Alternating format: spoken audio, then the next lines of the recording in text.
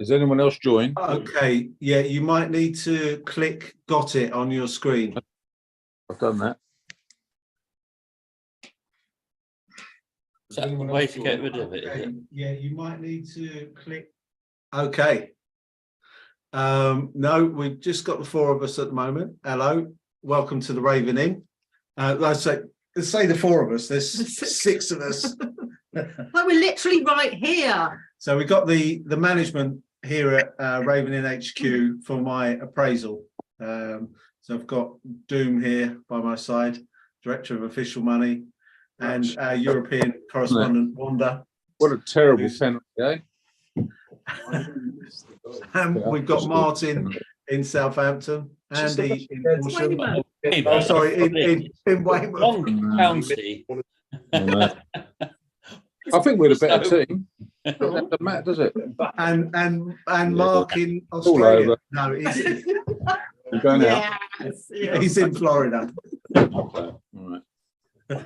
I'm in bed. Okay. Oh, we have Yeah. nobody from Australia. All right. I'll see you later. Sometimes, what's his name's been on? You got key, Ollie? Toby's. Charlie was on for a while. And Mark as well. Mark from Australia, he's been on a couple of times. Yeah. And Charlie just was on for a while, wasn't he? Yeah. Yeah. He left me I'm just going to his souvenirs. share the links And on Facebook. Just here. Shut the door. It's fucking reason. Absolutely. Right. Where we go?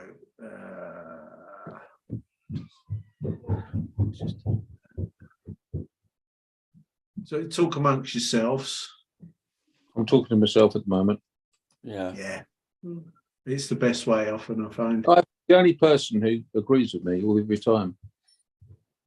Do you find that though? Do you not feel that just sometimes you don't agree with yourself? No, That's it, of course. I'm always right. Bill. Sometimes I can be quite disagreeable with myself. Yeah, I can really express disappointment.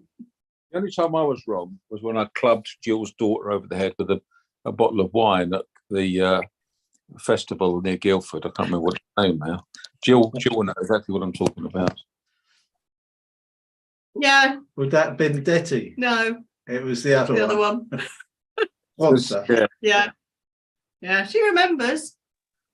She auditioned. Oh dear, I've scarred her for life, have I? God, was that's a the long most- time ago, though. That was the most drunk I've ever been at a Stranglers concert. I'm not surprised. But there was one thing about that night that I will always remember, and I stood talking to Dave for about an hour.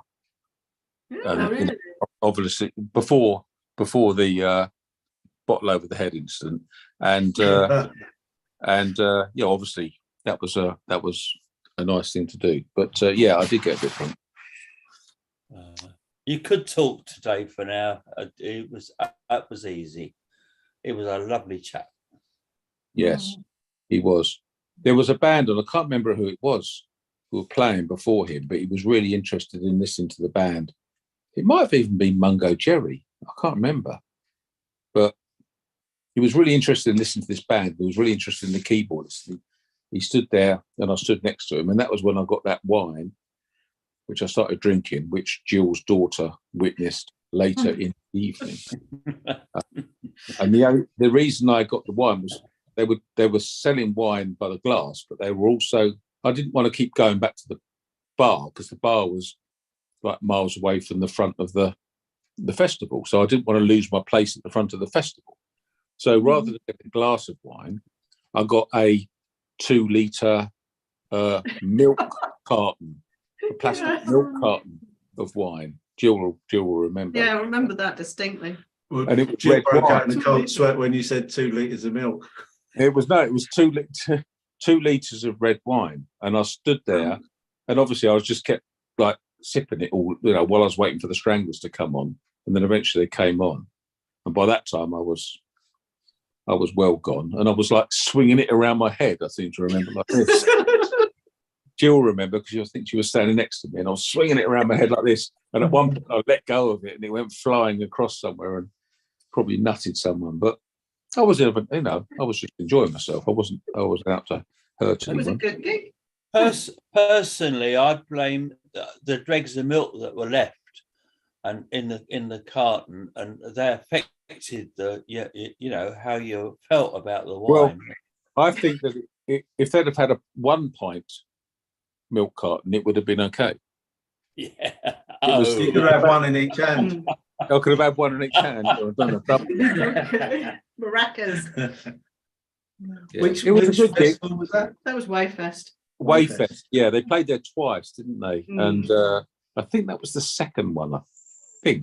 No, No, it was the first no, one. it wasn't. It was because the stage was over in the corner. It was That's a it. Friday night. First the one I went to. Yeah, no, this was they were the Sunday night headliners, Yeah. and it was right. 2010, and then they played really? in 2013. Yeah. Twen- Yeah. Bloody hell. It was the first one because the second one, I think I drove on the second one, so obviously I wouldn't have got drunk. So it was the first one. And John, I don't know if you know John and Tanya, who he used to hang around with at that time.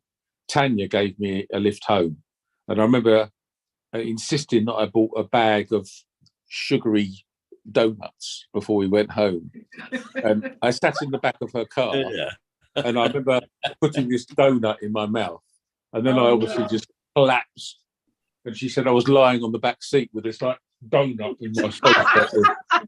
And then they woke me up when they got to Horsham, because they didn't know where I lived in Horsham. They woke me up, and somehow I managed to direct them back to my house. And then with this donut on my head, and then got home. And I remember even then managing to take my contact lenses out and go into bed. But yeah, I was drunk, so But functional drunk. just about. I probably disgraced myself slightly, especially with Jill, and I've obviously had a lasting effect on her daughter. Jill mentions it every time I see her, but Most of yeah. our family gatherings usually get mentioned, I'm not. Do you remember that time you were bottled at a Stranglers gig there? Yes, just exactly. before you turned 12. Well, that big, tall, fat bloke with a bald head. Yeah, exactly. But it's not me. That's not how I normally am. But there you go. Well, Anyway. you've got to have a bit of fun at a Stranglers gig, haven't you, really? I mean, Well, that's what it's all about, isn't it? yeah. Yes. Anyway, anyone else join us? Yeah, well, yeah. And I'm guessing being 2010 was Jet there at that one. Yeah. At Wayfest. Yes. Yeah. Well, yeah, definitely. He would And have the been second 2010. Yeah. No, he wasn't at the second one, was he? It was it? Jim. It was Jim at the second one. No. It wasn't Jim. It was Jim. It was No. Jim. I remember because he did that drum thing on Something Better Change, and people were going, "Oh, that's a weird ending." No, And he it would have been Jim. Because Jim didn't. No, it wasn't Jim. It would have been, if it was anyone, it would have been Ian, but it wasn't Jim. Because Jim Oh, didn't. it could have been Ian. It might have been Ian. I Yeah. suppose. Well, Yeah, I thought it probably was Ian. Jim. It was probably Ian Barnard. Jim didn't start playing because Jim was with I can't remember who they were with. Mike Marlin, wasn't it? Jim played with Mike Marlin, didn't he? I think you're right. Yeah. It was a support band, and I remember going to a gig in Kent. Oh my God, what's it called? Oh God, I can't remember what it's called. Hop Farm. There's a Hop Farm gig in Oh, Kent.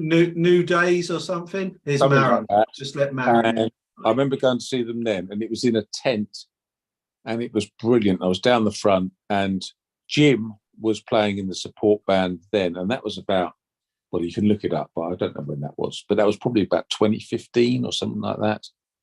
It was about the time that Jet was kind of just reaching the end of, what he could do, really, and Ian used to step in all the time. Jet used to do kind of the UK gigs, didn't he? And Ian used to do all of the abroad stuff. That's right. Yeah.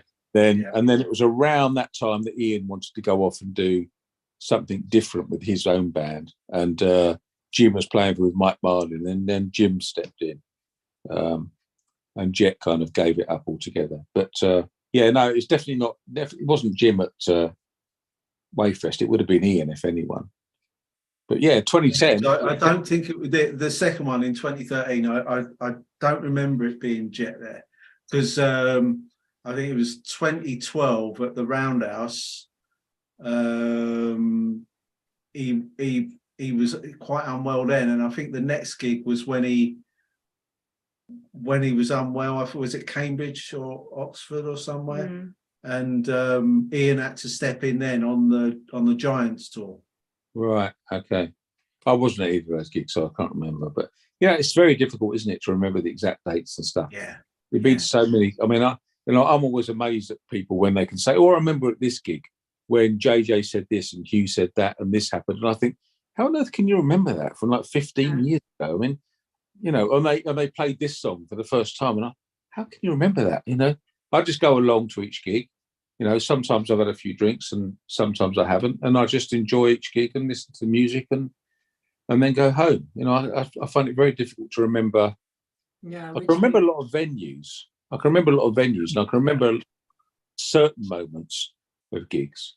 But it's like if you ask me about the gigs I've been to abroad, I can remember a lot of the venues I've been to abroad, because I find a lot of the venues in the UK are the kind of the same venues every time. It's kind of, you just go into the same places every time, and they all look the same, and there's nothing kind of different about them. But when you go abroad, it's something you remember, because it's not just going to a gig, it's kind of, you go on a holiday as well, so it's kind of, you remember things about it differently. Like when I went to Holland, so Wander or want to listen to it. When I went to Zwolle, I remember going to Zwolle and going to the gig, and I can remember the outside of the venue. I can remember what it looked like.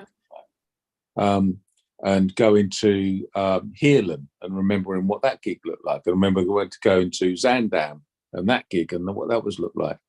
But if you said to me, what was the gig like when he went to Newcastle, I can't remember it, because it was just an O2 Academy.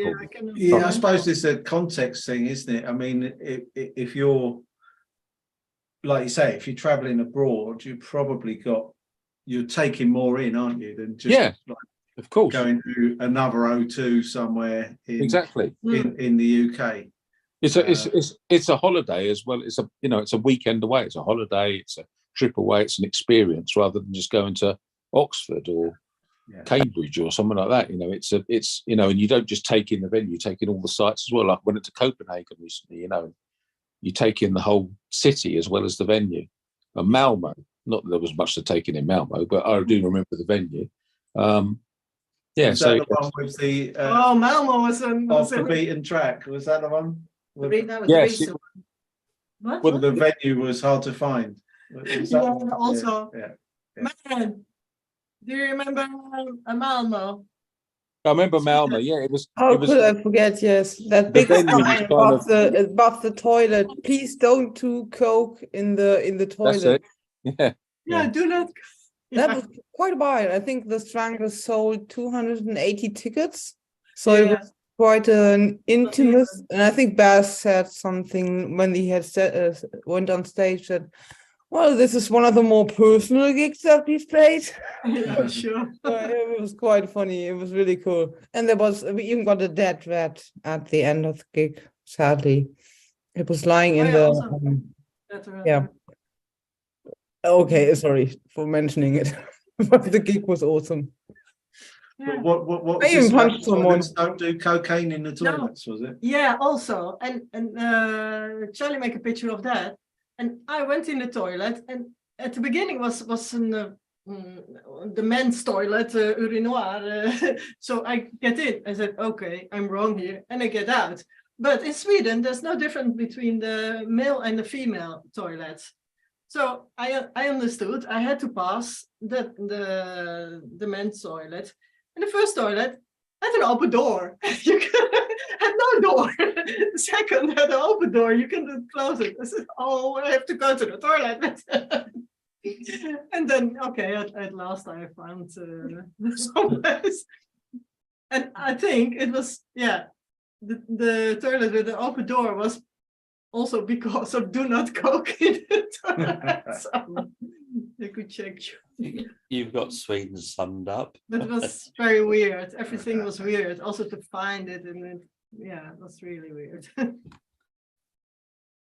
But nice, yeah. It was kind of in a strange place, wasn't it? It wasn't in the city or town. It was kind of outside the town in kind of well, I don't really know what it was. It's kind of a residential kind of Yeah, area. outside. Yeah, but in It the was a middle bit of run nowhere. down. factories, so, not using factories there. And Yeah, it was a bit run down and a bit rough and a bit. It wasn't. Yeah, it wasn't one of the nicest places, and it was a bit. no, it was really bit- oh, outside. it was okay.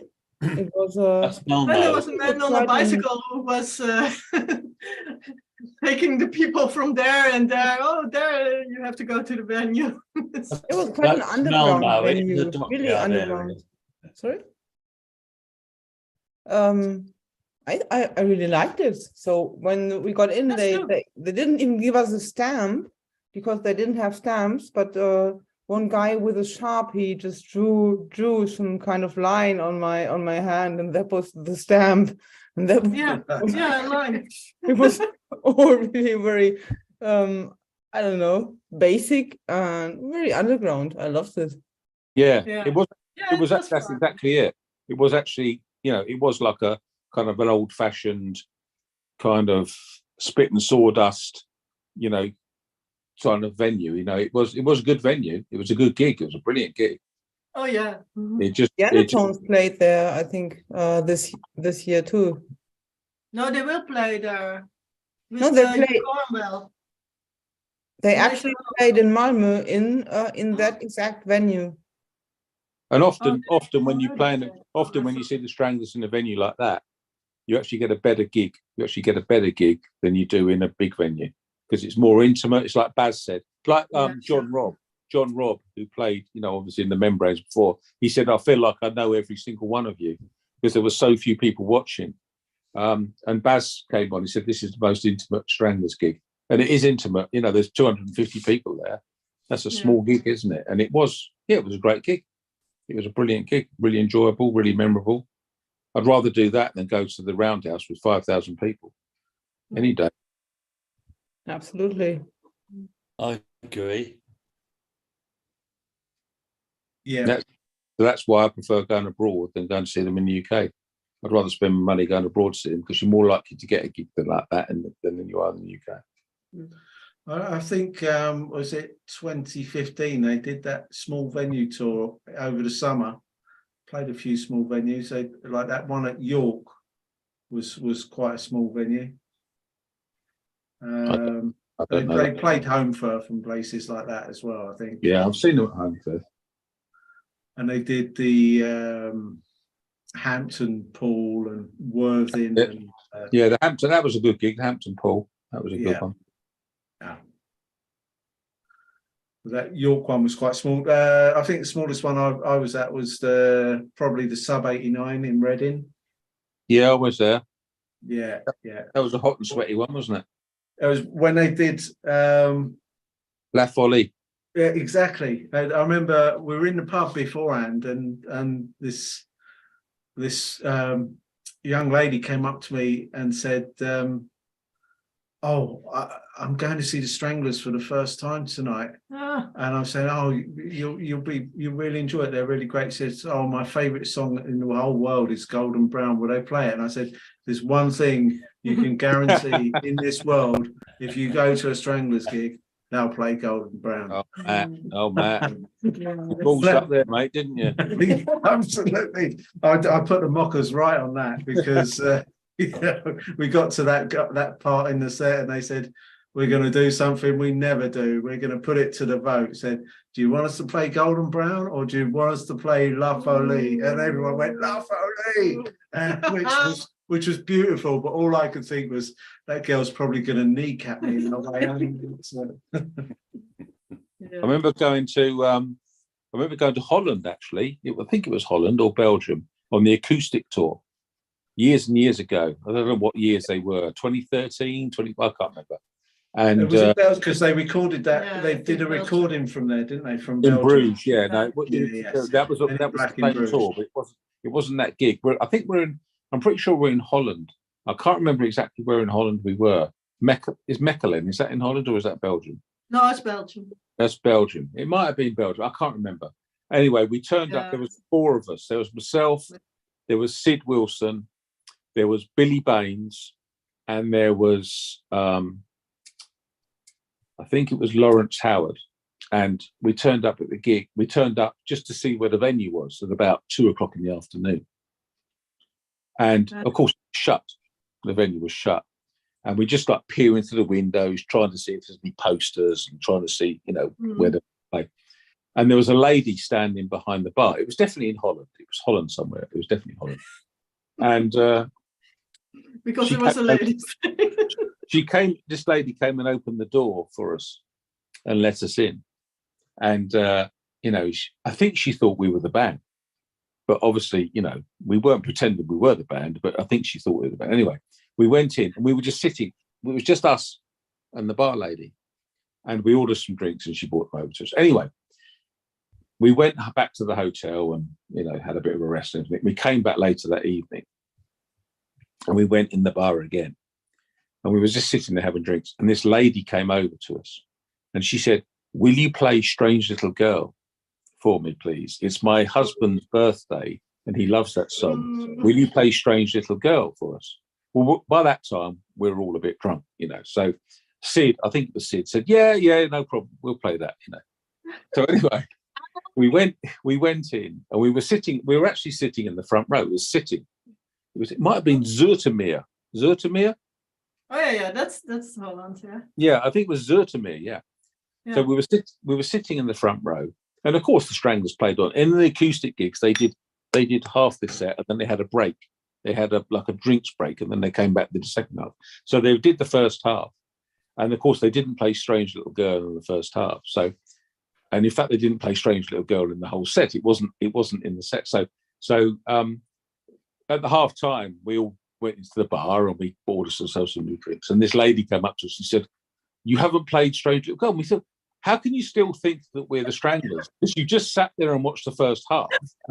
Quite clearly, it's not us. This was, quite clearly, it's not us playing the songs. But she still thought we were there. And I think Sid was like, what Sid was like. He was well drunk by that time. He said, "Oh, don't worry, we're playing the second half. We're playing the second." Anyway, so we went back in, and then of course we listened to the rest of it, and then it was a great gig, And after the gig, and then she even came back into the bar at the end and said, "You didn't play it. You didn't play it. Why didn't you play it? You said you were going to play it." And anyway, that's a little story for you. I don't know. I can't remember the ending of it, but it was just like kind of, how did you not realise that we weren't the Stranglers? Because we don't look anything like them, Well, you do exude a bit of Baz Warne. Yeah. I have been mistaken for Baz a couple of times in Switzerland. What's the place called? Just outside Zurich. I had some woman chasing me up the road because she thought I was Baz.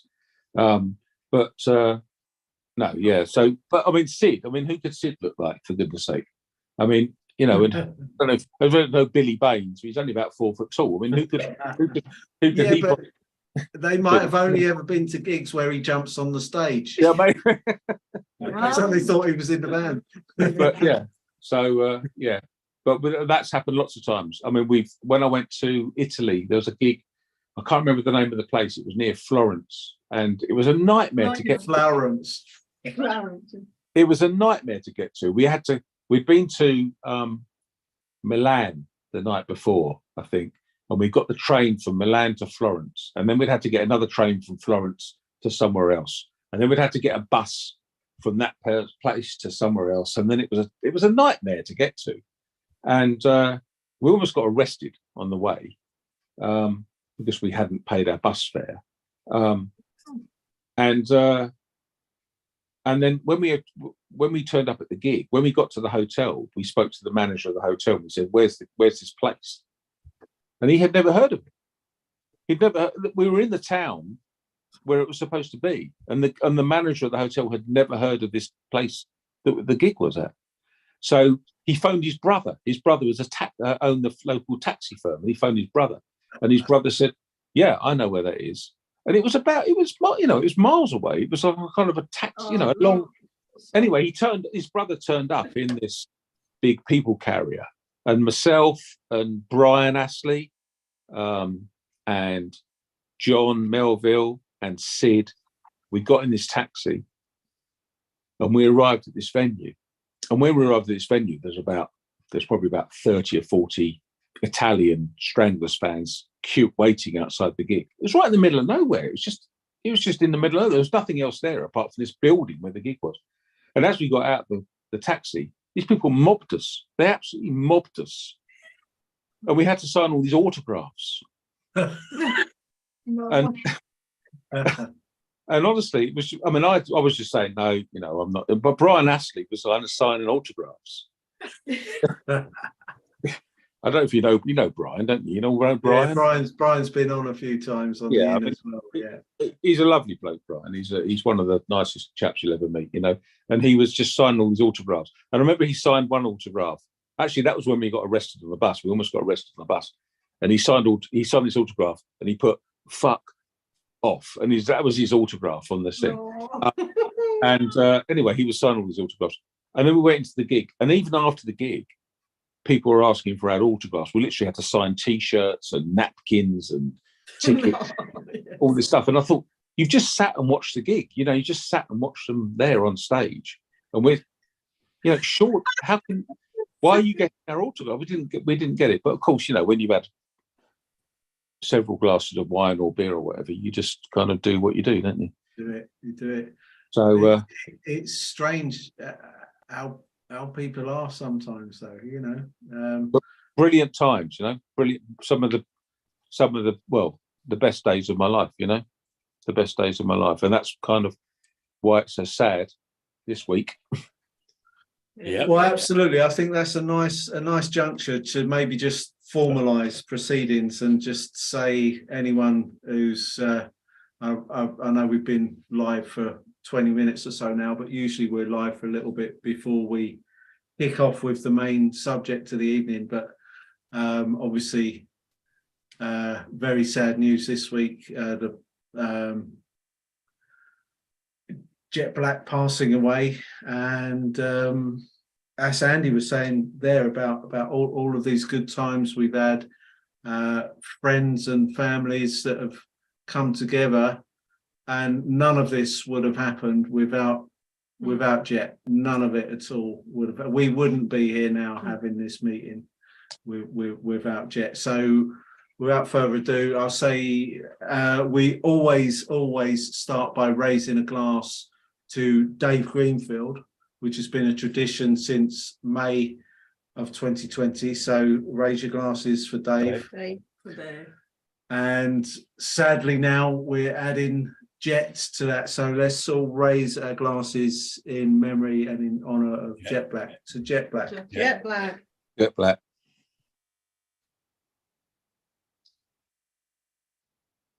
Ah, yeah. Did anyone see the photograph that Ava put on Facebook earlier with the flowers? That beautiful mosaic on the tabletop. Yeah, I mean, I'm afraid I gave into that one. That was the first thing that made me upset, actually. And mainly, you know, one of the things I think I feel for Ava, you know, because you know, that lady has put, you know, what a devoted lady she's been to him over the years, and everything she's done to help him and support him. And Absolutely. I just, you know, that photograph, the thing that made me more upset was thinking of her, actually, thinking of her in the house on her own. And the man she looked after for all those years gone, you know? Yeah, very sad. A lot of time for Ava, definitely. Yeah, I think people Let's raise a glass for Ava, eh? Yeah, absolutely. To Ava. Absolutely. Certainly will, Ava. I think people don't give her enough credit, really, because, well, I know from personal experience, it's not all that easy to find someone who is so devoted to you. So, you know, she certainly has devoted her life to him and looking after him and everything. So, absolutely. Just going to go over to Mark. He's got his hand raised. Mark. You know, it's funny because on social media, she was sorting out memorabilia to send out to fans, I think the night Jet passed. And because we found out about it a couple of nights after it happened, when it was reported. That's And right. I remember she posted something, hey, I'm a little busy here. I'll get to, and not knowing. And now I'm thinking, oh my God. I'm like, and it comes down to, it's like, well, what can we do for you now, Ava? You know, it's like you help, you've, you know, that's the way I'm feeling. It's like, what can we do to help her? It's, Yeah. I agree with you. Definitely agree with you. Ava's been brilliant.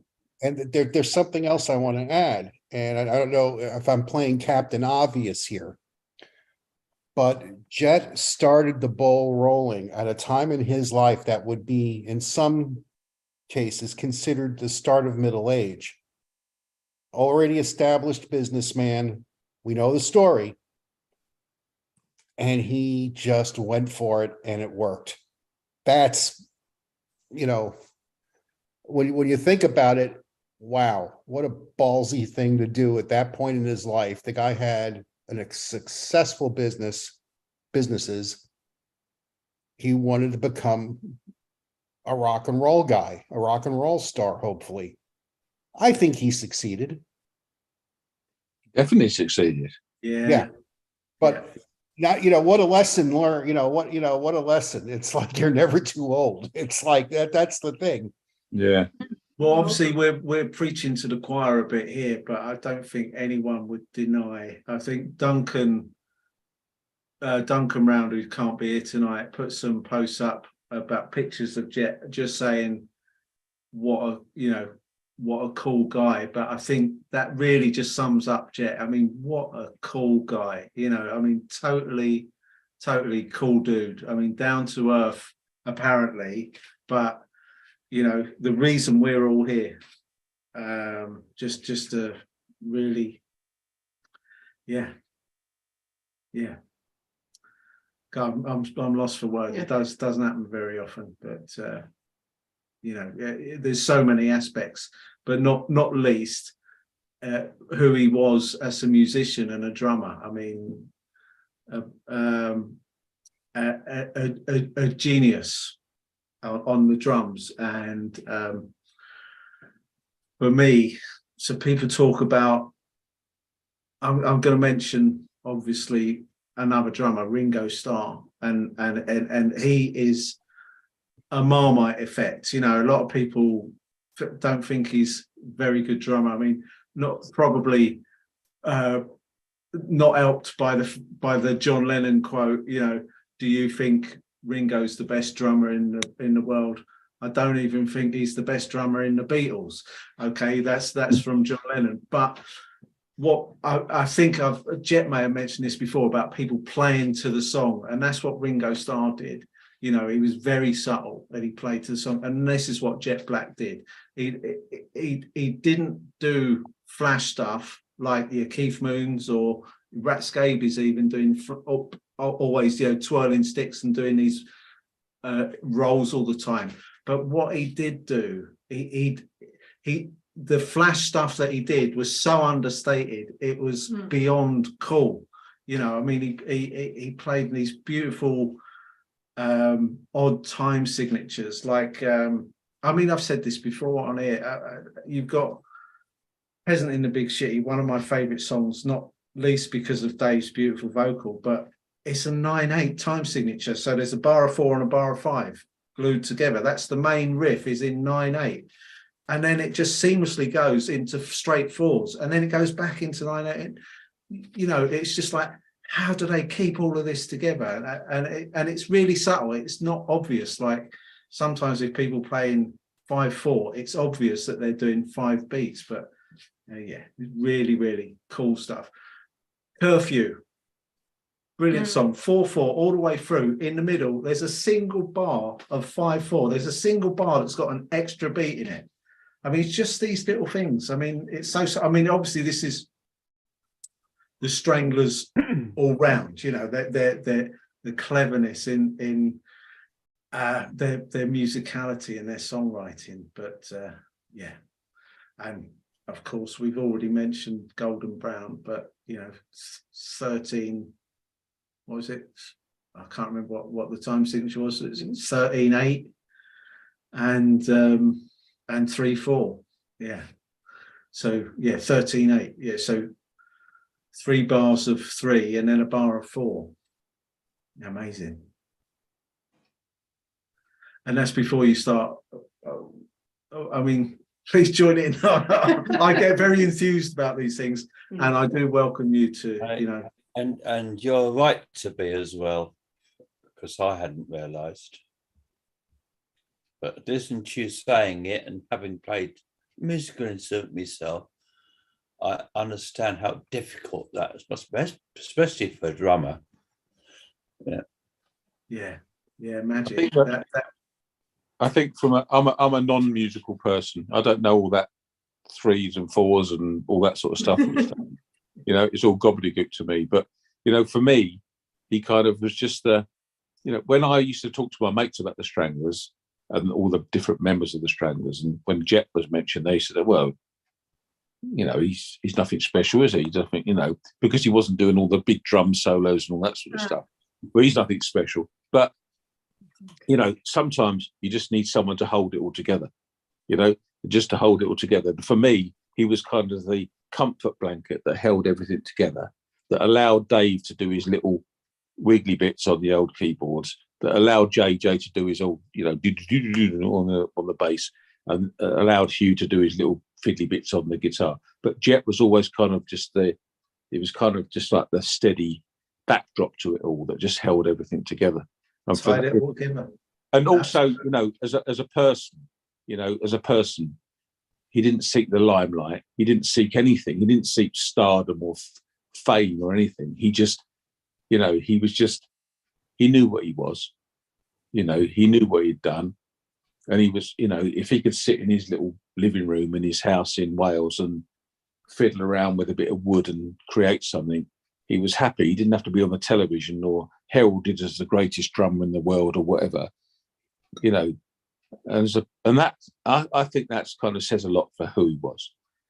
Because if I was him, I'd have been telling everyone I was the best drummer in the world, and I was with the Stranglers, and I'm fantastic. Look at me, But he didn't do that. He was just happy to be who he was. He didn't have to. Yeah, there was an understated quality to his playing, and it's playing to the song, Andy. That what you said about that not being flashy, is playing to the song. But boy, what he played, I mean, so a lot of people say, light and dark. When you're playing to a song, you don't fill every space up with something, which is what these flashy drummers do. Exactly. Yeah, exactly. You can hear in these songs, like Jet just goes for it. He'll hit a strong beat. He'll do drum fills that are beautiful, but then he'll just pull back, and it's just like a little bit of bass drum. Yeah. It's all, absolutely. Yeah, I mean, we've all got our favourite Stranglers songs, and anyway, you can't, what Stranglers song would you say? Oh, well, Jet was absolutely brilliant in that one. Well, probably none of them really, because you'd always pick out something that someone else had done. Something like Genetics. Genetics is an obvious one. It's Genetics is an obvious one because it's such an unusual beat, isn't it? It's brilliant. But for me, I always pick out the keyboards and the bass in that. But the whole thing, I mean, I think they say it's 4 different people playing 4 different songs. I think JJ has said it's each musician playing a solo in one song. Yeah. Yeah, and yeah, I mean, I was always told in the early days that Ian couldn't play Genetics because he couldn't do it. But obviously they have played it since Jet stopped playing. So I mean, it took a while. I think they missed it out for a tour before Jim started playing it. But Jim started playing.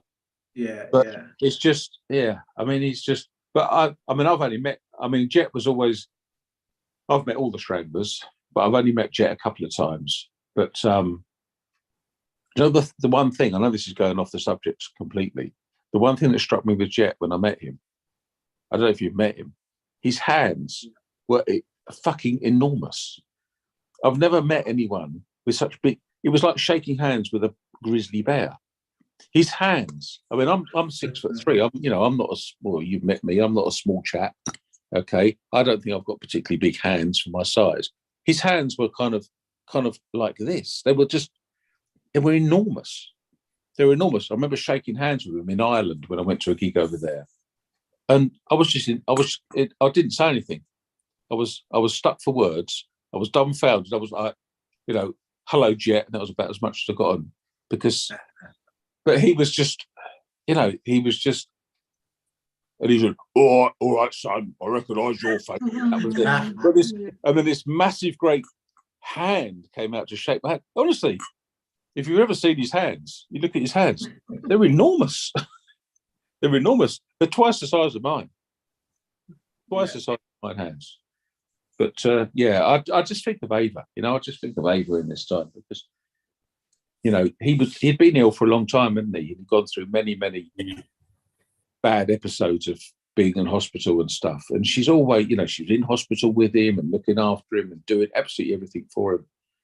But I just feel for her at this moment because she just must feel empty, She just must feel empty. Absolutely. Yeah. Yeah, well, absolutely. I think it would take a while to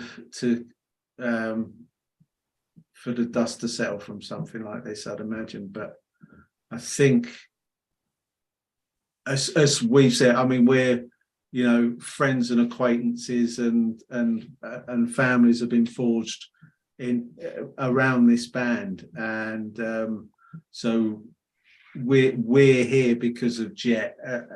So she's not going to be short of people, well wishers and people there for her. No, I hope not. Because I have heard some bad words said about her, but I think that's out of order. But I hope not. I hope not too. But back to the drumming. So one of my favorite tracks of all time of any band ever is Walk On By the Stranglers, and I've listened to it 2 or 3 times this week, and after Dave died, I couldn't listen to the Stranglers for quite a while, and the first track that I listened to after Dave died was Walk On By, which is one of my favorite tracks, and obviously Dave is off the scale in that track. But you listen to the drums, as ever, Jet is doing that job. He's just tying everything together. Yeah. But you listen to the drums as it goes through the keyboard solo, JJ is he's sort of like starting to do this real menacing shit on the bass guitar underneath the keyboards.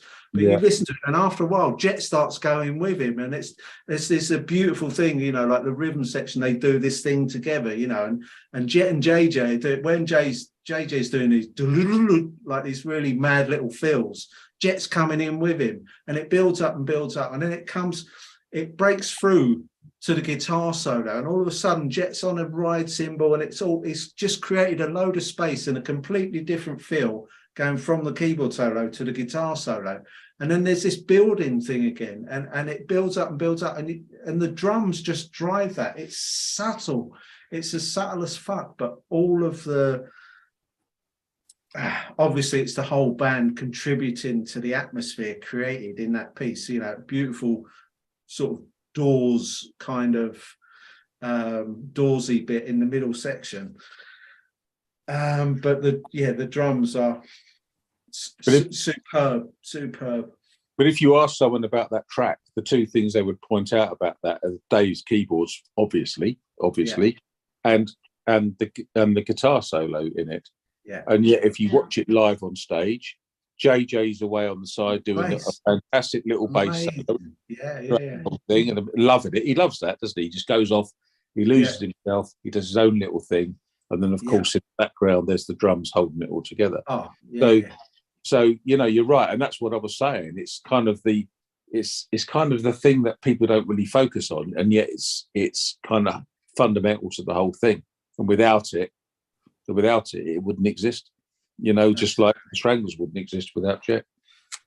Well, as you say, it is fundamental, and that particular musical passage for me, you say it, that's nice. You said JJ's going over to the side of the stage and he's just getting lost in it. And that's what it is for me. It's like transcendental, transcend all the worldly bullshit. When I'm in that moment of listening to that song, it's just like everything else doesn't exist. Yeah, it's just that piece of music.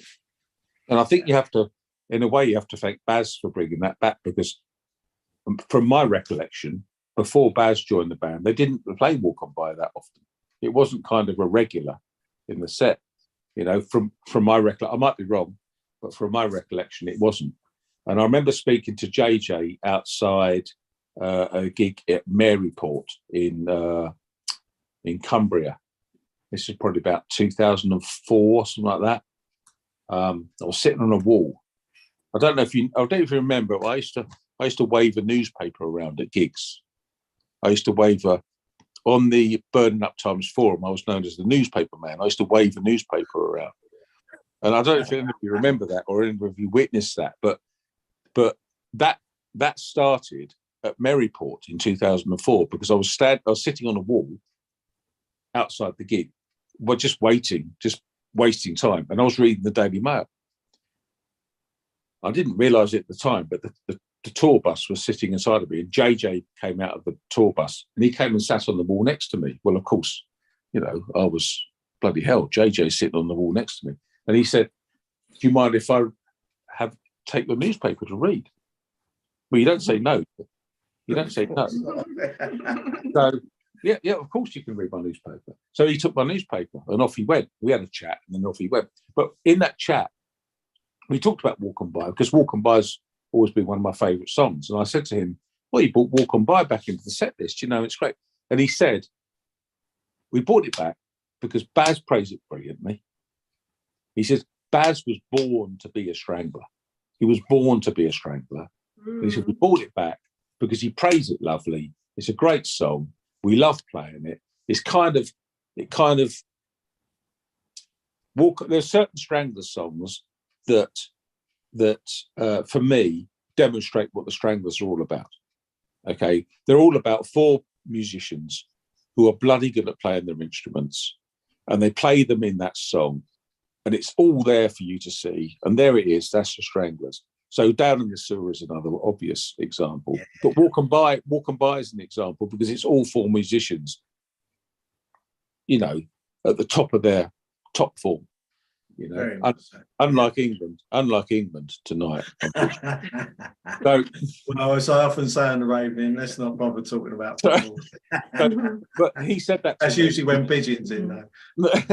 But for me, you know, and that's what I always think about Walk On By. It is, you know, if you wanted to introduce a complete stranger to the Stranglers, someone who knew nothing about it, just bring them along and say, listen to this. And that's what the Stranglers are about. You know, they're about a great, you know, drum in the background. They're about great bass guitar going off and doing his own thing. They're about brilliant keyboard solo. They're about a great, you know,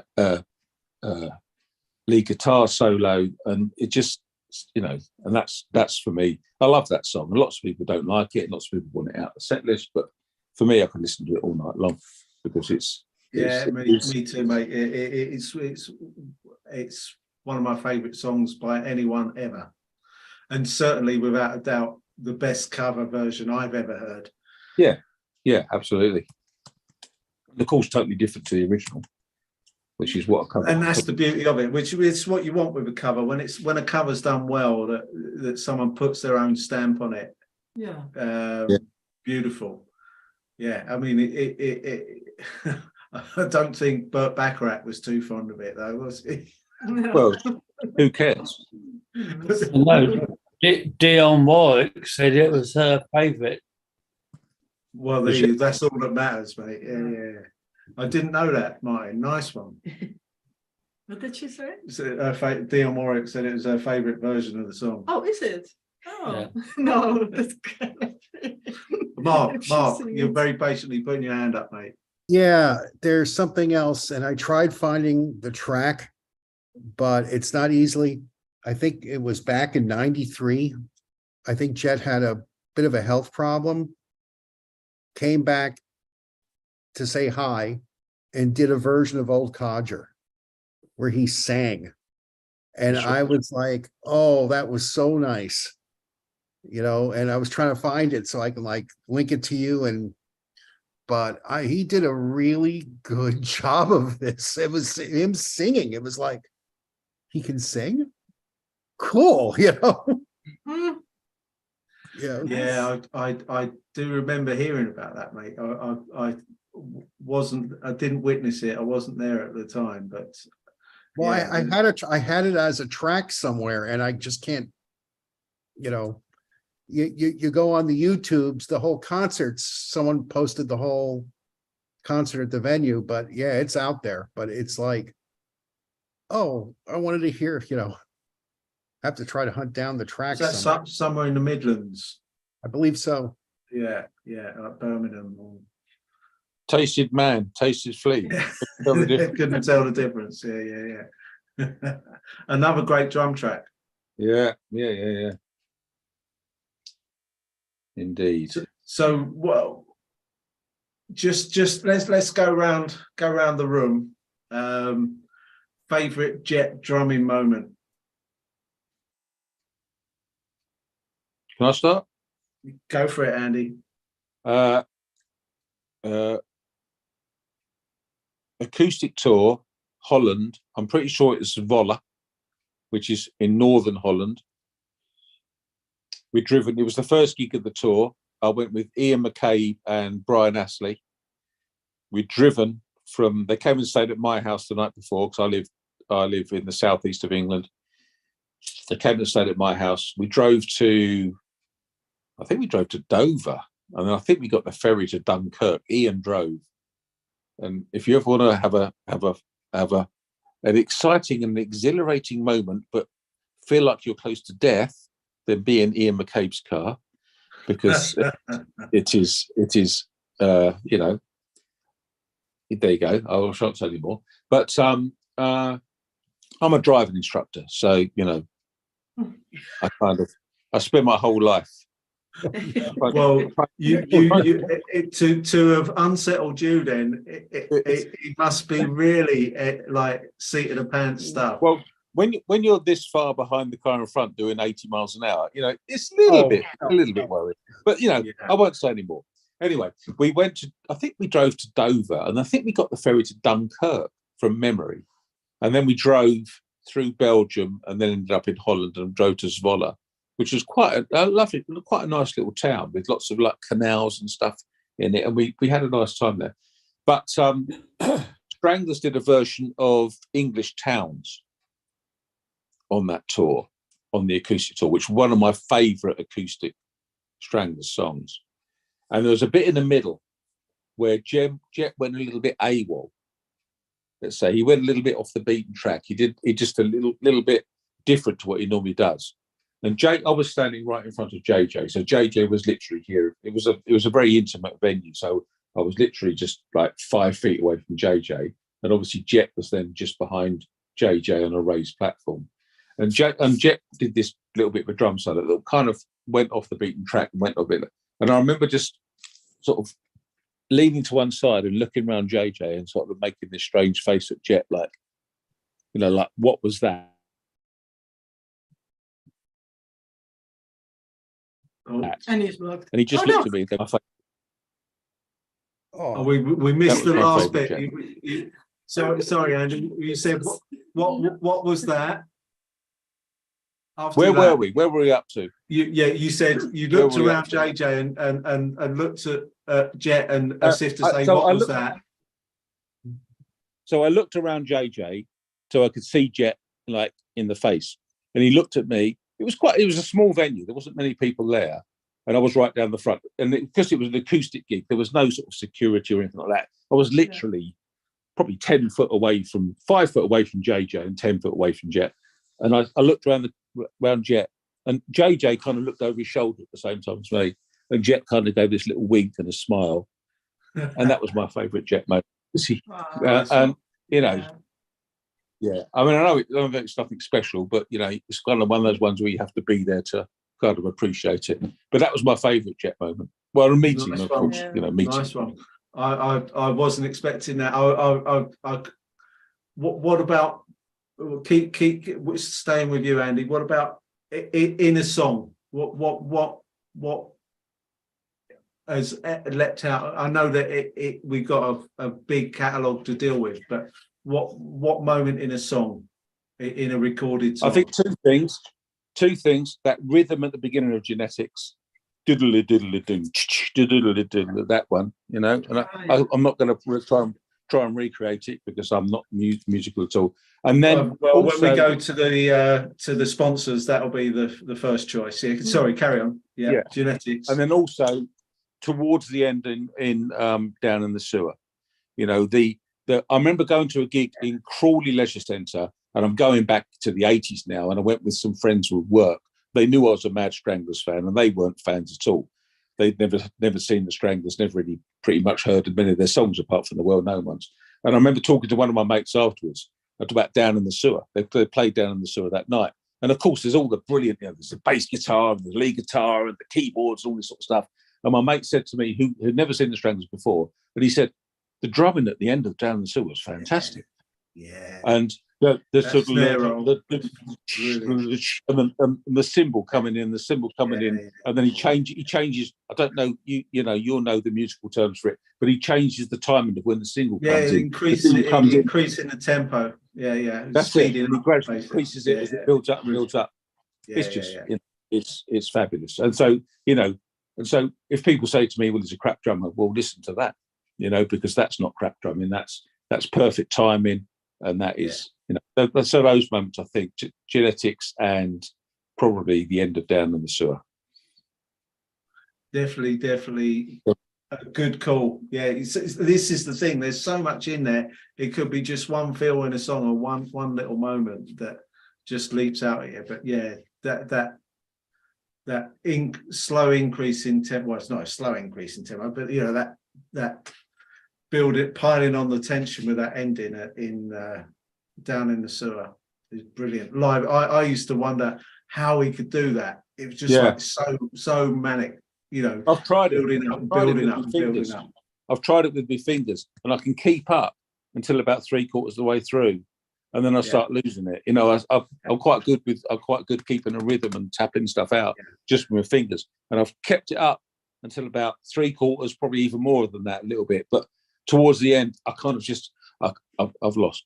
I've given up. I've lost it. I can't keep up with it. Brilliant, absolutely brilliant moments. Anyone else want to chip in? Mark? There's a couple of things. Sewer, especially the first time I saw them play it live, and it was even better than was recorded. And to hear, Jet at the end was like, also in the fundraiser for Hugh, that ending, that one in particular was like, I wish there was a video of it but there's another memory, and it's the recording, it's the videotape, because I don't think it's ever been released anywhere else, of the Stranglers performing early on out in California. And I know you guys have seen it probably, but what got me was the joy on Jet's face. He was you could see they were having a time of their life out in California that day. But he was, and the thing is, he had the fan, you could see the fan right next to him. Small club, probably doesn't exist anymore. But he's having the time of his life during that set, And another song that's a very good one that I 5 minutes. Yeah. Yeah. Talk about a driving force between that. That is a classic example of a driving force. Nicely put. He put a couple of extra bits in 5 minutes towards the end, didn't he? Different from the original version. I don't know if you know, but I'm sure you do if you listen to it. He put some extra stuff in 5 minutes that he didn't do in the original version. Interesting. Oh, yeah. You listen to it. There's some extra. I'm a little bit drunk at the moment, so I can't remember exactly what they are. But there's definitely. I'm going to play it on my phone in a minute, and I'll tell you about it. No, that's I mean, that driving beat in that song is very, very, I mean, the whole song is pretty dark, brooding, menacing sound. But yeah, that, I mean, you can't get much more simple beat than that. But to drive a song along with that, it's so effective. The thing about 5 minutes again, I was talking about songs that show the Stranglers for what they are, and 5 minutes is another example, because 5 minutes, the introduction to 5 minutes is all about each individual person adding their little bit, you know. So it starts off with and then the guitar comes in, and then you've got the bass guitar after that, the keyboards after that, and then the bass guitar after that, and then and then the drums after that. It gradually builds up into a crescendo of sound, each individual person adding their own thing. And for me, I've always thought that's the Stranglers. You know, that's the Stranglers. Yeah. Each individual person adding and adding and adding and adding and adding until you get the final result of the song, you know, and then the song bangs into, you know, Yeah, absolutely. And that's what it's all about, you know, that, you know, and that's the kind of thing that gets me going. Before you start on anything else, I just need to say good night because I need to go. Okay, Martin. Well, And Martin, I really enjoyed this tonight. It's been different. Martin, please, can you show us the drum skin? the memorabilia. Can we have a Oh, look at right, yeah, I've Charlie's got and that. yours Charlie memorabilia? gave me to show you. Well, I've got I'm this. going to pin you. Hold on one sec, mate. Glasses on, I'm going to spotlight you. This is what the Jets had sent to Charlie. It's for the Stranglers. Oh, nice. Something yeah, that Dartford. happened, and I can't remember, but it's signed by Jet anyway. And I can't remember why. Charlie should be here telling you himself. Where is Charlie? That's that one. And then Charlie won a drum kit on one of a Jet, signed by Jet. Am I in the right place? Yeah, amazing. And it's well, I can't see the screen now, but it's there. And it's signed by Jet, and Charlie won it in one of Ava's things, and it's nice. And it's Amazing. Good. That was quite a recent one, yes, wasn't it? that's quite a recent, that one. Oh, really? Oh. My thing is telling me, because I've not got my battery plugged in, it's telling me that. And it's also Sorry. got all these other things. When Charlie was in hospital, Oh, yeah. no, Jet wasn't well, but so I've got to plug my thing in. Oh, here. No, I can't find my lead. But Get Well Soon from Jet Black. And it's got all sorts of things on it on the other side. And No, yes. yeah, Funny. and Jet wasn't well. He was in hospital himself, and he took all that trouble to say that to Charlie. Bless him. That says a lot about the Blame. relationship. And there's another one. That was from Ava, this one, I think. But I think Jet Black signed it anyway. Oh, that's about the drum skin, that one. Yes. Oh, sweet. Yes. Yeah, and there's a thank you card. Well, I think Charlie's was thank you. And another Get Well Soon card. Oh. And he's put a message on it and sent it, and there we are. There's the inside. So they're Charlie's things, which That's is really sweet. Thank you. Thank you for sharing that. Yeah. Yeah. And I can't see my screen now because I've got a big thing across the front of it that says your battery is running low. All Which right. was throwing Okay. me off all the time I was doing that. Fair enough. Fair enough. Oh, there's a thing there. It says close. No. Also, Mark is Keyboard again.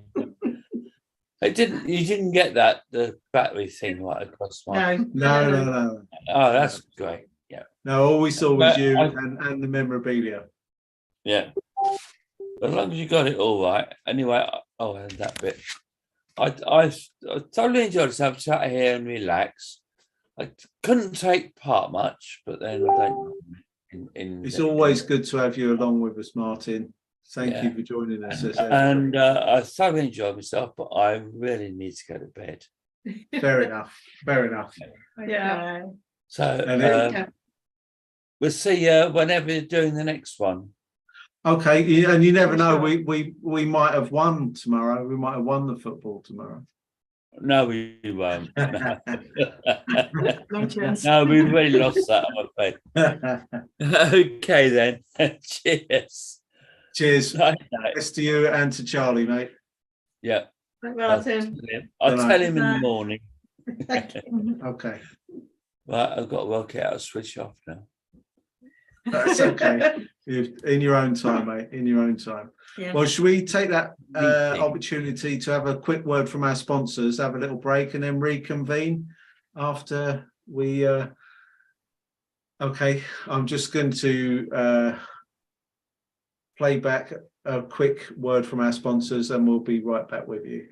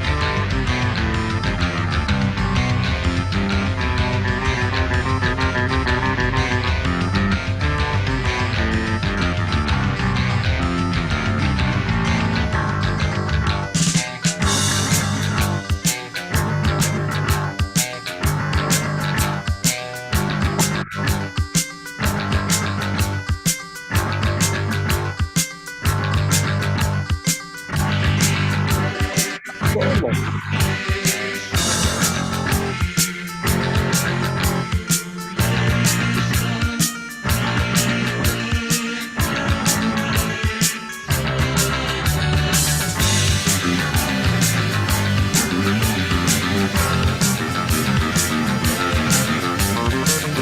of segregation states that any gamete, male or female, can carry the determinant gene of only one pair of alternative characteristics. The second law of free assortment states that in a cross involving one pair of alternative characteristics, the characteristics will segregate in the second lineal generation.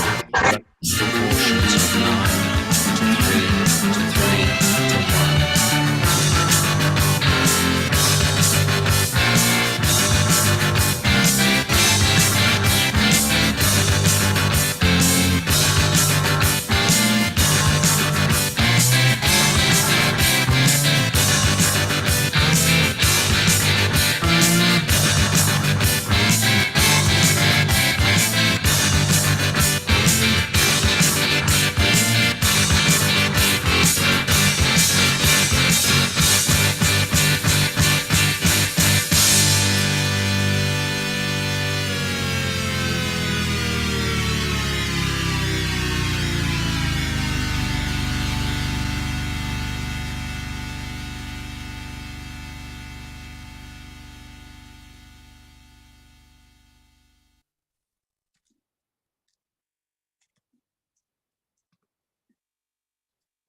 Wow, there we go. Woohoo! A drum feast. Yeah. What can you say about that song, eh? Yeah, perfection, really. It's and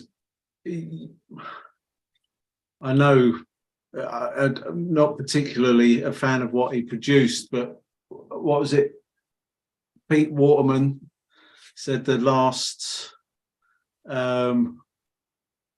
original British band, you know,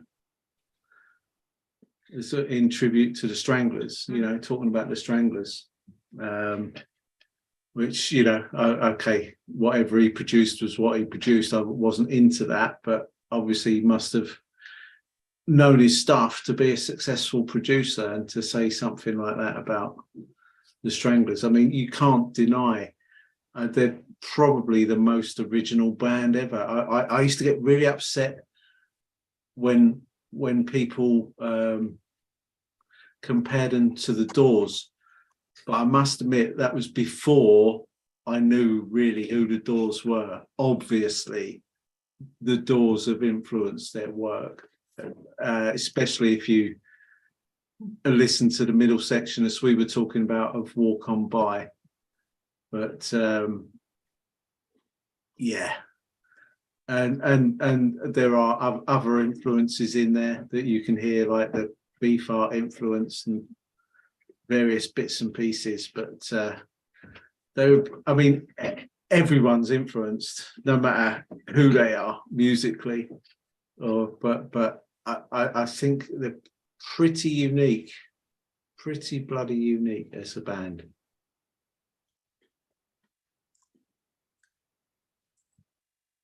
I don't know I'm not a musician. I never played the musical instrument in my life. I don't know any of the technical stuff like obviously you do, Matt. So it's very difficult for me to explain. I've often said to my friends, isn't it strange? We all listen to different types of music. We listen to different songs, different bands. What is it? What is it that makes an individual kind of like something and then dislike something else? What is it that makes me just that's interesting. like, you know, love the Stranglers, and I can listen to something else and think, well, I'm not really bothered about that. But there's something about this for me, and it's a totally individual thing. You know, I get lost when I listen to the Stranglers. I get lost in it. If I listen to Genetics, I just get lost in it.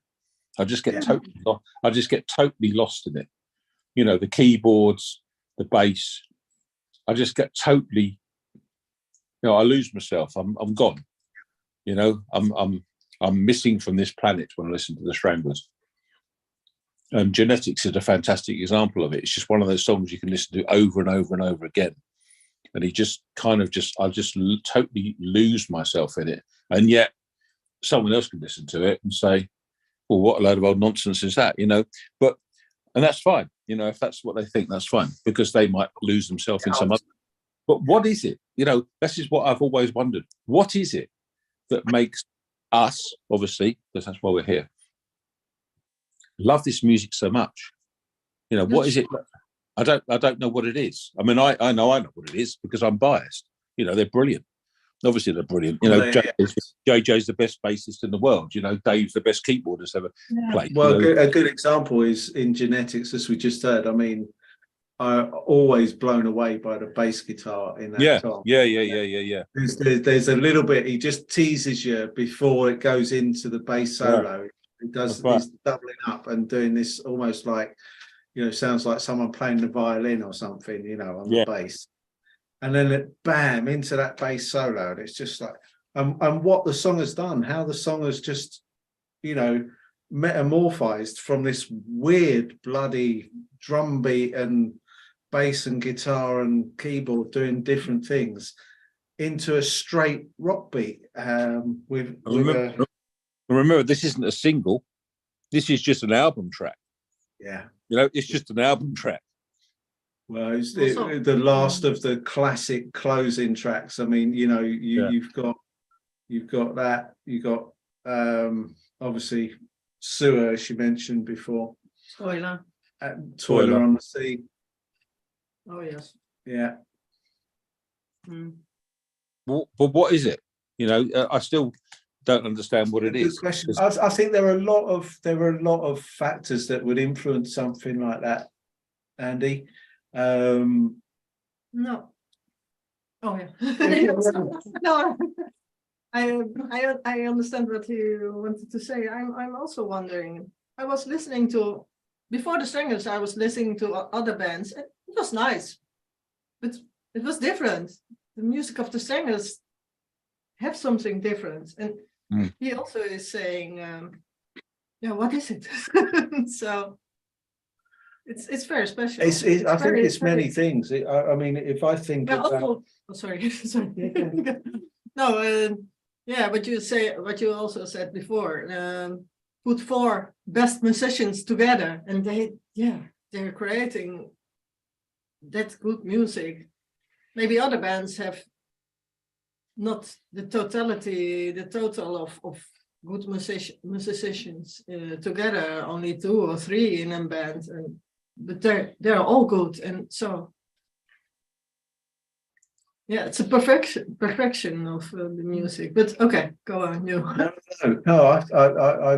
I think definitely. I mean, if you think about the individuals making up the band, a classical guitarist on the bass. I think was Dave a guitarist before he was a keyboard player? Yeah, he was, because on the acoustic tour, Old Codger, he gets up and he plays guitar on Old Codger. I mean, Dave could just do anything, couldn't he? Basically, I think so. Pretty talented. He could write one across Clue on the keyboard. Dave's just God, isn't he? I mean, let's face it. Absolutely, and a jazz man on the drums. Yeah, sounding anything but jazz, except when you notice, of course, talk about simplicity and not flash drum beats. Okay, so Peaches, just to tangent a little bit. Peaches, the drum beat, but you listen to that and Jet is doing a swing drum beat, and it's just like, it's an iconic song, in music history, often winning a top 10 in the best bass lines ever. But you listen to that drum beat, it's just brilliant. I remember sitting outside, I can't remember what's the place. It's the Last of the Summer Wine place. Comfort. birth. And they were doing the sound check. This was they did 2 gigs in 2009, whenever it was. I remember I was there. Yeah, I was there. I was sitting outside, and they were sound checking. They had the side door open, and Jet was just sitting there playing that drum beat. The Peaches drum beat, and it's just like, wow, you know, the way that he just subtly rode the hi-hat and everything in there. It sounds simple. It's the opposite of Flash, but it's iconic to me, and it's brilliant. And I know, so something about the Stranglers and us, and I think the Stranglers were quite obsessive with the detail that they put and that they put into the creation of their music. Okay, there was a lot of attention to detail. I feel to possibly to an obsessive degree, and I think it's kind of a little bit. This is what you put out comes back, and this is what's attracted certain people who have an ear for that sort of thing. So I've met a lot of us Stranglers fans are pretty bloody obsessive about if not, you know, total lunatic fans, you know, pretty, you know, obsessive. I mean, this is the soundtrack to our lives and everything, you know. It's I don't know. I mean, are other bands fans like Stranglers fans? I mean, is it just that because we happen to be Stranglers fans? I think they probably are. Sorry, I'm eating a custard cream here. So sorry about that. Let me finish my custard cream. I think they probably are. Sitting obsessively waiting for you. It's fine. You know, I think there are probably forums like this all over the world talking about different bands, because I think there are people who are obsessed with different bands, and that's what always confuses me, is that what attracts me to this music? What is it that attracts me to this music? Because you can listen to a track like Down in the Sewer, and then you can listen to a track like Midnight Summer Dream. Okay, now they are poles apart. Yeah. You know, they're nothing like each other, and yet I you know, I can't say I love it, because it's more than that. I live and breathe those tracks. You know, I kind of just get totally lost in listening to either one, and I listen to the one I listen to is the one that kind of matches my mood at the time. You know, so if I feel like, you know, maybe if I'm feeling a bit angry and frustrated about something, I obviously listen to Down in the Sewer, because it's kind of, you know, it's kind of, you know, it kind of brings that out of me. And if I'm kind of a bit kind of, I don't know, maybe feeling a bit sad or something, or feeling a bit more relaxed about something, I listen to Midnight Summer Dream, you know, and I get totally lost in either one. I was listening to Midnight Summer Dream earlier on with my partner, and she's not a Stranglers fan. And we were listening to it in the kitchen, and I said, listen to this, you know, fucking hell, you know, it's just fucking brilliant, you know, it's just fucking listen to it, you know. And she's kind of saying, well, you know, I have listened to it and I don't really get it. And I said, well, you know, what's wrong with you, for Christ's sake? You know, what's wrong with you? How can you not get it? This is kind of just a fantastic song, you know. And I was kind of dancing and singing it in the kitchen and all that, while she was in the toilet, you know, doing I don't know what she was doing, but I was singing it in the bathroom, in the kitchen, singing, and she just doesn't get it. But what is it? What is it that makes me love that, as opposed to loving a song from Coldplay or, you know, I don't know, One Direction or whoever? It doesn't matter. Whoever. What is it? Kind of. There's something about it that connects with me, and it obviously connects with you as well, and connects with us all. And that's the one thing that we all share. You know, we're all, you know, different people from different backgrounds, and we'd never meet each other any other way, would we? I wouldn't know any of you lot any other way. You know, absolutely. It's horses. I wouldn't have bashed your daughter's head with a wine bottle in any other position, any other situation. you know, and it's No, just what absolutely. that's Yeah, the thing that connects us all. we're all here, as we mentioned earlier, because of Jet. That's the reason we're here. That's it. That's it. We wouldn't be here otherwise. Yeah. But yeah, as for what is it? There is a uniqueness. I think perhaps even comparing to other bands and other bands' fans isn't even relevant in this case because of how unique the Stranglers are.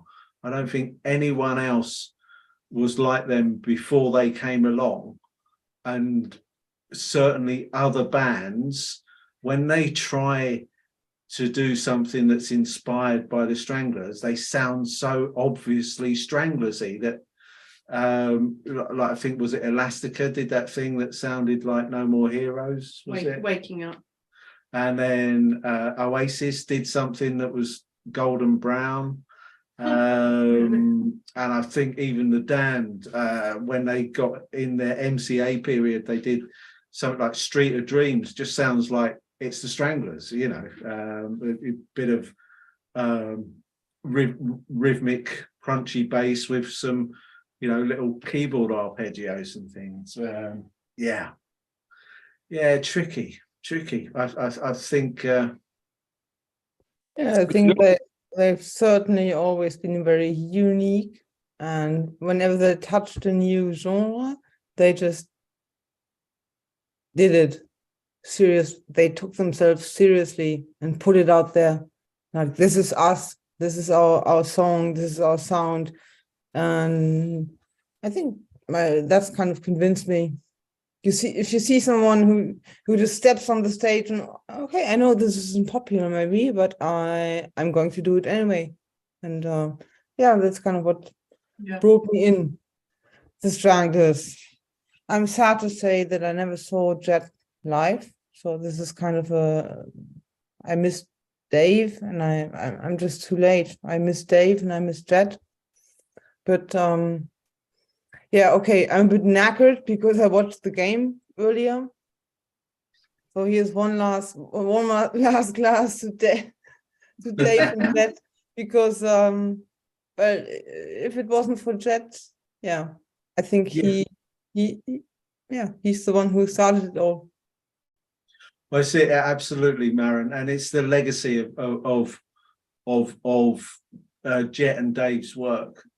It's why we're all here. Yeah, and absolutely.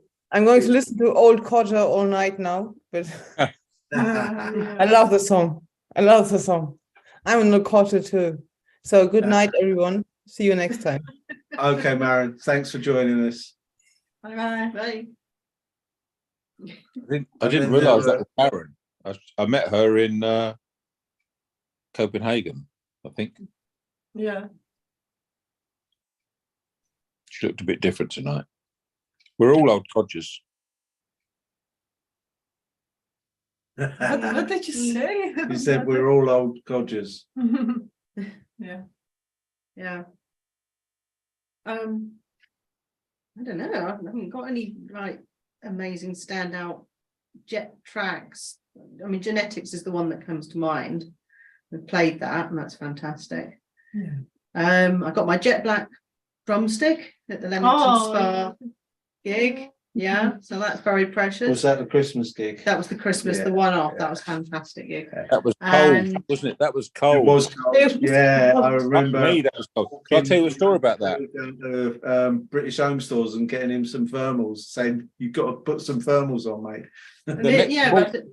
The next morning when I went home, my gearbox was frozen. Oh man. I couldn't get my car into gear. It was frozen, and I had to sit there for about an hour with my engine running, and then before I could put the car into first gear. It was cold. And they debuted Retro Rockets at that gig. Oh yeah. What year was that? Do we know? 2010. Yeah. 12 years ago. Bloody hell. Yeah. And they went off for the encore, and Jet stayed behind the drums. Yeah. So they all buggered off for the encore, but Jet stayed there. He was sort of like hidden behind his drums. He quite often did that, didn't he? So he wouldn't have to walk off and walk back on again. Yeah. Yeah.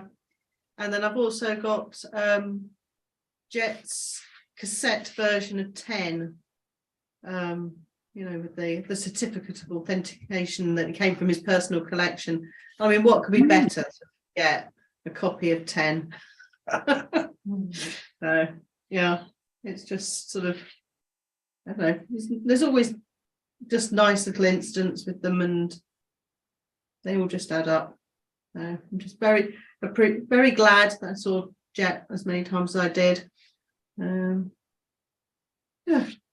The first time I ever met Jet was in 1980. I think it was 1982, and it was the My Young Dreams launch party. I don't know if anyone knows that or meant to it. It was I think it was in Camden. I think 1982. I was 18 years old. I was scared. I've seen the Stranglers already. Obviously, I've seen them in the gig. But was it 1982? I can't remember whatever year it was. I was young. I was probably 18, 19. It might be 1984. Anyway. And me and my friend Steve, we got a bus up to London, a train up to London, got the bus or the tube, whatever. And we went to this place. I was scared. I didn't know what to expect. I didn't know who was going to be there. I didn't know what to expect. It was just called the My Young Dreams launch party, Stranglers. And one of the things I remember about this place is they had a free buffet. And if it, you know my size, and so you probably know that I enjoy my food. And there was a free buffet. And I remember they opened the buffet. And I remember going along, and they said you could have whatever you want. And I remember seeing this massive, it was the size of a dining table, tray of donuts. And I thought, The donuts. I can have as many donuts. I can have as many donuts as I want. And believe me, I did have as many donuts as I wanted. And that's one of the things I remember about it. But I remember being scared because you've heard of the bouncer called Dino, who was one of the original and he was there. And I was just a kid. I might have been 19 years old, probably 19, but I was immature. I was an immature 19-year-old. I didn't know the way of the world. And I remember being physically scared because I was told stories of, oh, you don't want to get on the wrong side of Dino, he'll kick the shit out of you, sort of thing, And I just remember thinking, oh my God, I've got to keep my eyes open for this guy. This big, he's quite a fat bloke, Dino. He was a lot shorter than me, but he was about twice as wide as me, And I remember seeing him, and I thought, oh my God, Anyway, but Dave and Jet turned up. And I remember standing behind these tables and signing things. And I've got a home. I'm not in my own home at the moment. I'm in my girlfriend's home, but I've got a home, a black and white T-shirt, the white T-shirt with the album cover on it, And I'd taken it with me. It was an original that I'd bought in 1979. It was original, and I'd taken it with me because obviously I knew there was an opportunity to maybe get some signatures. And Jet signed it, and Dave signed it. I was in awe of them. I was in complete awe of them. I can't remember what I said. I probably said nothing at all, to be perfectly honest with you, other than please sign my T-shirt, Mr. Black or whatever, But that was the first time I met him. And I've still got that T-shirt. It's hanging in my cupboard. The signatures have almost faded away because they did it in ballpoint pen. And they've almost faded away. JJ has since signed it. He signed it at the Boiler Room in Guildford, probably about 10 years ago now, at an acoustic gig he did with Baz. And Hugh signed it. I got Hugh to sign it in Virgin Megastore in Oxford Street when Hugh had left the band, and he did, what was that album he did? Wolf. He released the album called Wolf, and I went up to London and he was doing signed copies, and I bought his album of Wolf, and of course he signed it, and I thrust this T-shirt in his face and he signed it. So actually it's actually signed by the 4 original members of the band. It's still in my cupboard at home. I've never, ever, ever actually worn it because although it was an extra large when I bought it, I was a fat bastard at the time and it was always too tight for me. And what if you're fat, white t-shirts are not a good look, you know. Yeah.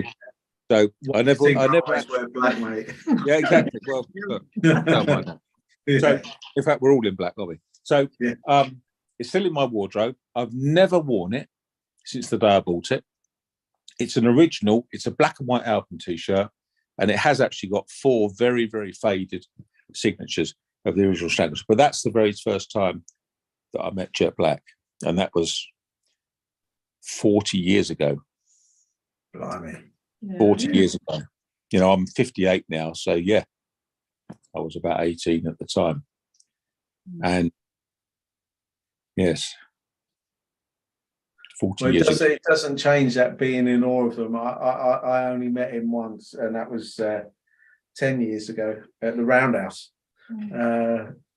And you know, it was just like Owen introduced me to Jet, and it was just like, it's Jet, and it's just like, fucking hell, it's Jet Black. You know what I mean? It's not until you're in his, it's like, fucking, what do I say? But you know, obviously he was, you know, everyone says what a gentleman he was, but he was totally professional and puts you at ease and starts chatting about, oh, where you from? Oh yeah, I know that. You know, this road and that road. And Yeah. you know, it just really lovely bloke, took an interest, and yeah. Same, mind you, I just met Dave and JJ as well, so I was yeah. Funny, you think, oh yeah, I'll be cool. I'll just, maybe I'll say this if I meet JJ, Yeah. or I'll say this if I meet Jet, but that don't matter, does it? You just meet them; they're really nice people, and yeah, it just makes you love them even more, really. Yeah, I've always thought with most of them. I mean, I think JJ's probably the one I've been in most awe of. Baz I've met many times, many times, and had lots of kind of conversations where I felt reasonably comfortable chatting. Dave, always felt comfortable chatting to him because he's just such a lovely guy. You know, he's just such a lovely, easygoing guy. But Jet was kind of, I met him then, and I met him in Sligo. The Stranglers did a concert just outside Sligo when Jet was still playing drums. And the concert was in a hotel. I think from memory, it was the Radisson Hotel, just north of Sligo along the coast. And we stayed in the hotels, not for any other reason than it was just the easiest place to stay, because otherwise we'd have had to stay in Sligo, which was kind of about probably 20 minutes down the coast, and it would have been a bit difficult getting back after the gig. So we stayed in the hotel, and of course the band were in the hotel. So after the gig, we went to the bar and we sat in the bar drinking. There was myself, there was Billy Baines. Do you know Billy Baines? You know Billy Baines? Yeah. And there was, I can't remember who else was there. I can't remember if Sid was there or not, but anyway, we sat in the hotel bar, and the Stranglers were there, and Jet was there. Normally after a gig, Jet would always take himself off to the hotel room. You know, he didn't normally hang around after a gig. But at that gig he did, because a lot of his family lived quite near Sligo.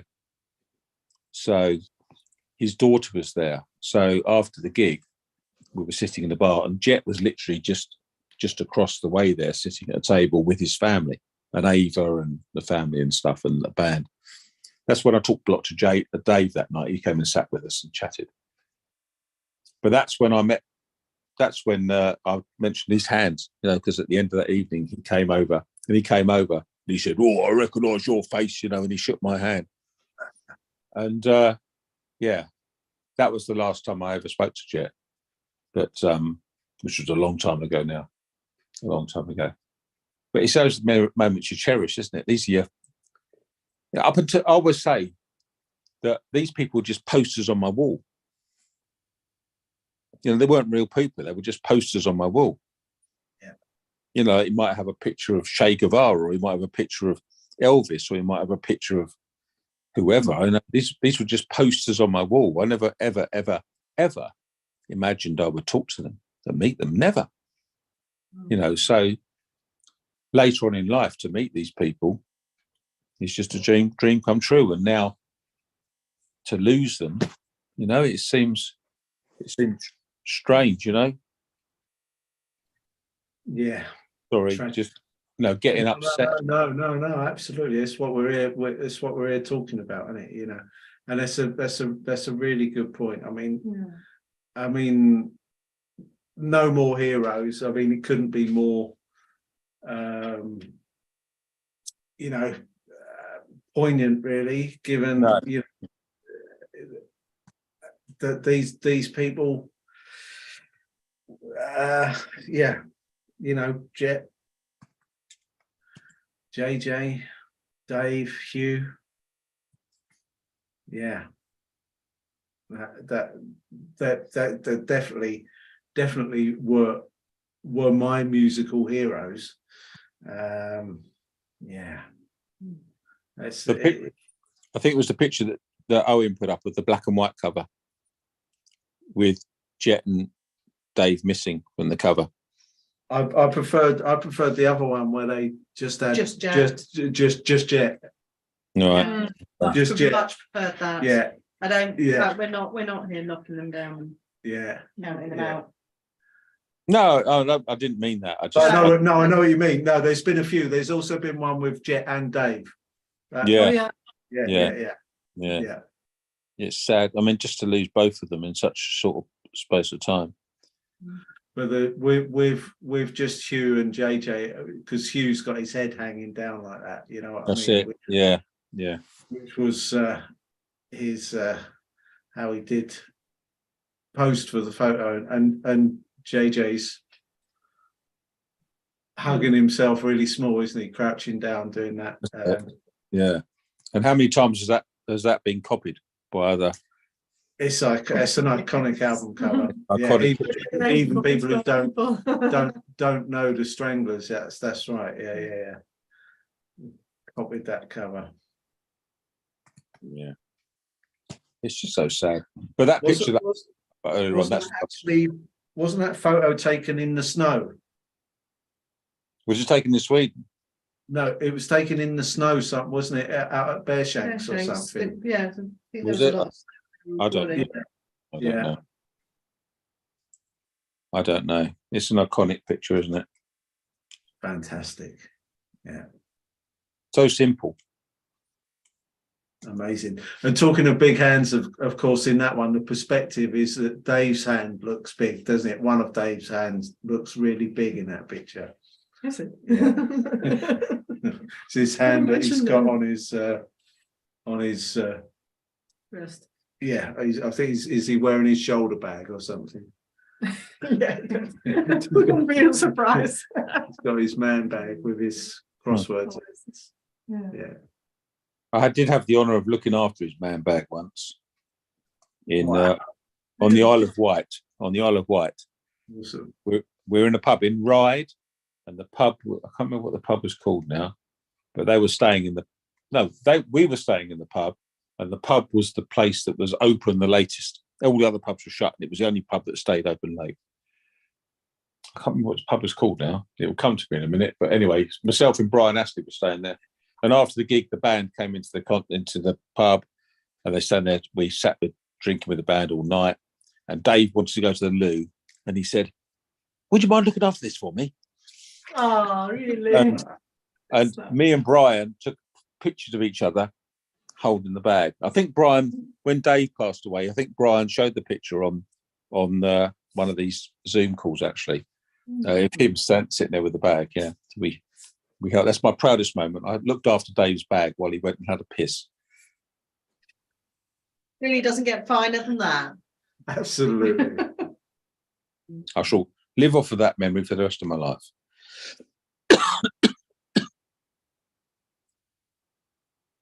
Just trying to find a good copy of that image that I can blow up. You should have Brian Brian definitely put one on there. If I was at home, I'd have all these pictures available to me, but I'm not at home. I don't have my computer with me. But yeah, it was in the, what was that place called? The Casbah pub in Ryde. Look it up if you want to. In the Isle of Wight. It was just off the ferry on the right hand side, and we stayed in there. And I remember my pillows were that thick. I don't know why I remember that, but my pillows were that thick. And if you share a room with Brian Astley, which probably most of you haven't, but my advice is don't. Okay, if you can help it, don't. You'll have a disturbed evening. He's a lovely chap, Brian. He's a lovely chap, Brian. He's been on here a few times. Yeah, of course. He's a lovely guy. He's a lovely guy. He's one of the loveliest guys I've ever met. But he does produce rather lots of noises during the evening that kind of stop you getting to sleep. But that's another subject. One of my most disturbing trips away was to Milan, and I shared a room with Brian. We saw the Stranglers that night, and I went to bed. I was a bit drunk, and I went to sleep. And when I woke up at about 3 o'clock in the morning, Brian's head was right next to mine. His head was on my pillow, even though he was sleeping in another bed. No. Only his head. Well, what it was one of these beds that was like joined together with like a sort of a little like bedside table in between. Yeah. And the bedside table, but it was 2 single beds, but it was joined together with this bedside table. And for somehow, obviously he was a bit restless in the night. His pillow had kind of made its way across this bedside table into my bed, and he was kind of laying diagonally across it. And I woke up, and there was Brian's face right next to mine, and it was, it's not something I shall ever forget. I'm surprised you don't look more traumatized, to be honest. Well, I was drunk at the time, and I probably just shoved it away. But yeah, both Brian and Ian and Sid, who I shared a lot of rooms with over the years, had this fantastic ability just to go straight to sleep. They would literally get in bed, and within a minute of getting into bed, they would be asleep. Nice. And I'm not like that. I'm not an easy sleeper. And in fact, if I'm not 100% kind of comfortable with everything, and I can't sleep. Of course, the second they started sleeping, the second they started making lots of noises from both ends, and I would just find it impossible. I remember sharing a bedroom with Brian and Ian in Thessaloniki in Greece. In the hotel was called the Vagina Hotel. Can you believe? And we had 3 single beds. And you thought you'd check in there? I've been to Thessalonica. I never stayed at the Vagina though. No. Well, Thessaloniki was at the Cock and Balls. Not the most pleasant place we stayed in. But anyway, it was a Vagina Hotel. We had a triple room, 1, 2, 3 beds, all next to each other. I remember that night going to the bathroom in desperation and getting toilet roll and stuffing it in my ears so that I could try and get to sleep. And what was always disturbing in the morning is that when I woke up, the toilet roll had gone. I never knew where it went. But anyway, Brian and Ian, they used to snore and fart in tandem. Brian was sort of, and then Ian would, and then Brian would go, and then Ian would go, and it was like, how the hell can I get to sleep with this going on? But yeah, that's my fond memories of it in the Stranglers. Well, I suppose the nights when it had been too loud and you got tinnitus were a blessing then in that case. Yeah, I mean, the only way I could deal with it was to drink loads, and pass out, which is where Jill comes in, because that's the situation that she found out. Yes, it was always a struggle to get to sleep with it. Get your own back. Yeah. I mean, it wasn't as bad as sharing with Sid. I have to say, Sid was probably the worst person to share with, because he was a complete nightmare. But yes, many happy memories. Nightmare, but happy memories that will stay with me forever. Another memory. I just found a nice variant on the black and white cover, which is I'll share. That's what we were talking about. This is the Fantastic Four. Mhm. shit, hold on 1 second. I'll get there in a second.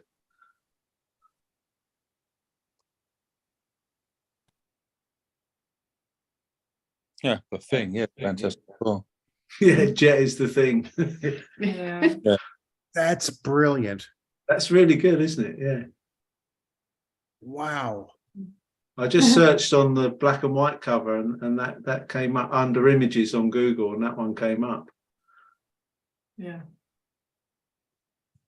That's pretty cool.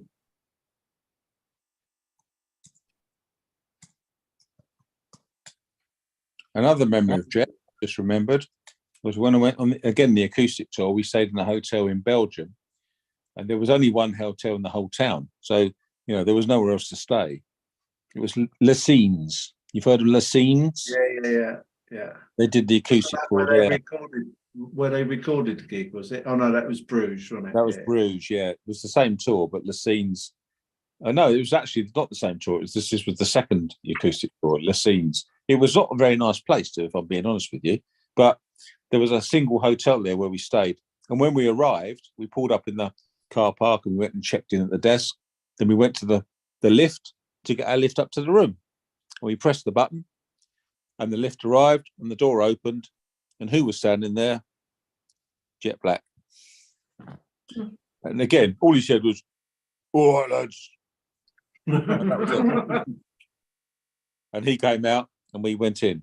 Another time when Sid and I was on I think this was the acoustic tour, when Sid and I were staying in a hotel and we'd been to a gig. This may have been, no, it wasn't. I don't think, no. It was on the Bruges tour.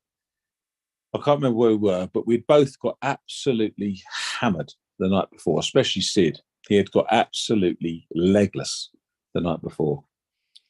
And we came down to breakfast in our hotel, into one of those breakfast, rooms where you go into these hotels. And there was only one person in the breakfast room, and it was Jet. And Sid was kind of still hung up, not just hungover, he was still drunk probably. I was badly hungover. And we came down, sat at our table, and Jet was literally sitting at about 2 tables away. He looked up and he just said, "You had a good night, lads." And Sid could hardly speak because he was so drunk. And I said, "Yeah, we had a good night, Jet." And that was it. That's all he said. And then he got up and wandered off. So he wasn't a great one for conversation, but I think he acknowledged the fact that, people made the effort to go and see him, and he recognised people and that sort of stuff, So it was just nice to be kind of have that acknowledgement that he'd made the effort to go and see them, and he appreciated that. Although we were probably too drunk at the time to really appreciate. Pretty sort of the right place to bump into Jet, though, in the breakfast room. Yeah. All the stories of him going in search of sandwiches and, the chaos if the kitchen was shut.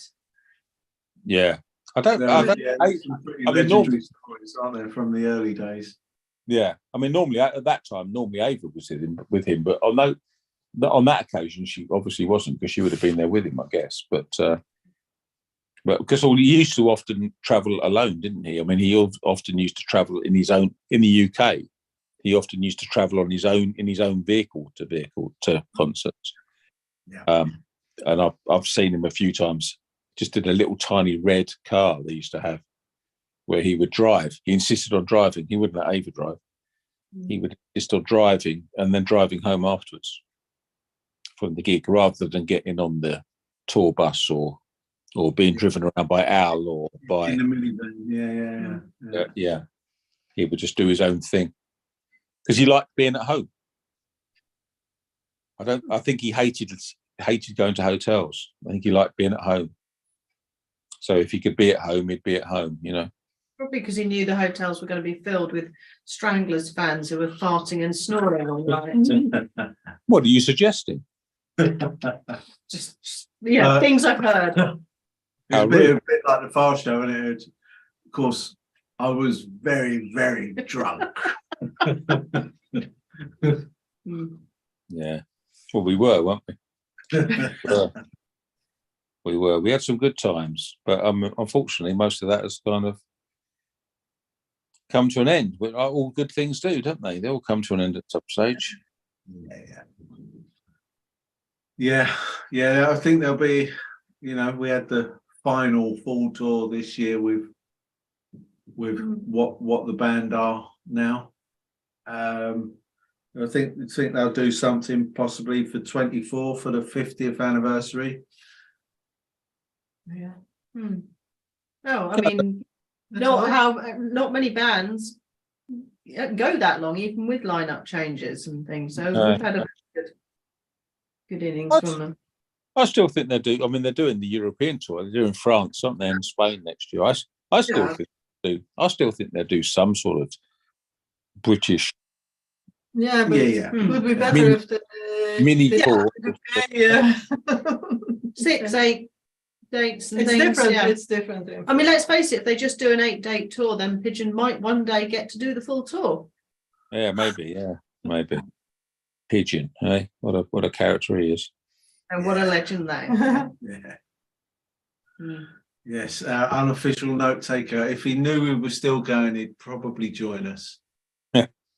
Right. Well, I'm just switching off, so I'm going to my phone is on about 3%. So I'm say good night to everyone. Yeah. It's been lovely joining you. Andy, thank you so much for joining us Yeah. tonight, mate. Yeah. It's been brilliant. Yeah, good to see you. Great stories, Andy. Thank you. Thank you. Thank you. I shall see you around, chaps.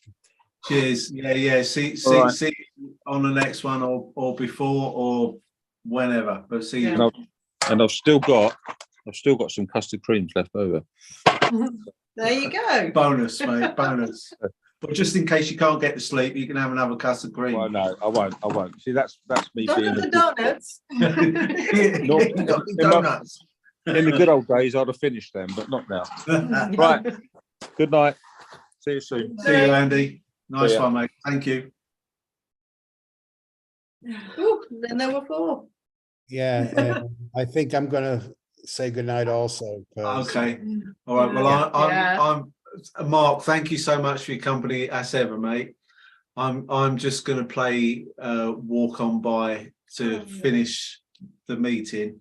Hope to see you on the next one.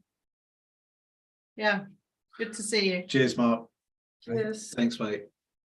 Let's get that going. Oh, I'll hit share first.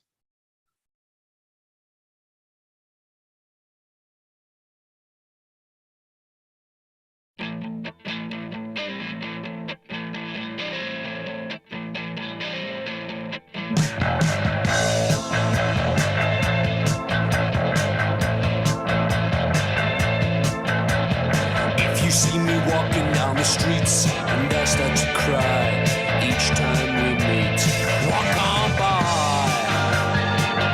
I walk on by and make believe that I can't see the tears that let me breathe. I'm private, 'cause each time I see you, I just wanna cry.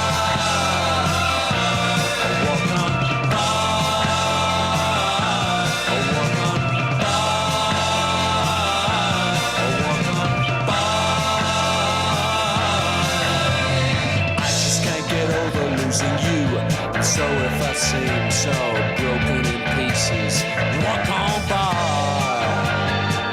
Oh, walk on by.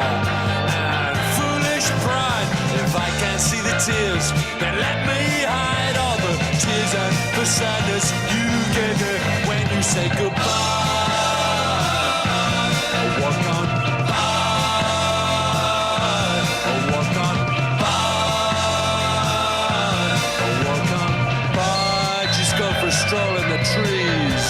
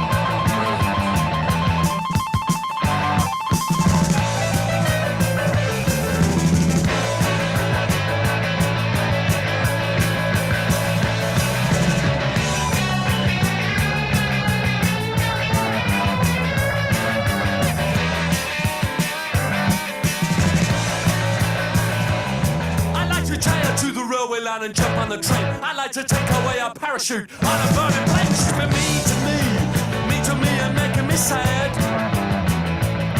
And if I ever get the chance, I'm gonna make her sorry that she's been bad. She carried on when I got home and towing the line. She said, well, I've been boozing, I've been drinking the wine. Well, she's been mean to me and making me blue. And if I ever get the chance, I'm gonna throw her out and send it to you. Well, she's been mean to me and making me blue. And if I ever get the chance, I'm gonna throw her out and send it to you.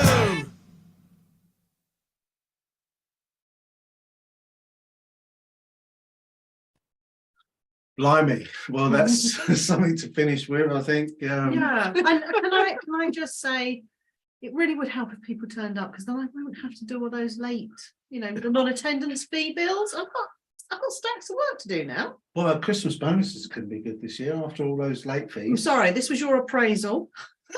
I think talk of Christmas bonuses are just a little bit, premature. Have a word with her. Wanda. Have a word with her. Sorry? Put in a good word for me with Jill, will you? It's my appraisal. Oh, you see? She hasn't got anything to say about it. Wouldn't do. My Christmas bonus on the other hand. All round to Jill's on Christmas Eve, all right? Okay. Christmas Eve. Oh, yeah. Well, Next year, I think it will be next year. cheers, everyone who couldn't join us tonight. Glad you enjoyed your football. Yeah, that went well. Long live the Stranglers. And Happy New Year. all the best. Cheers.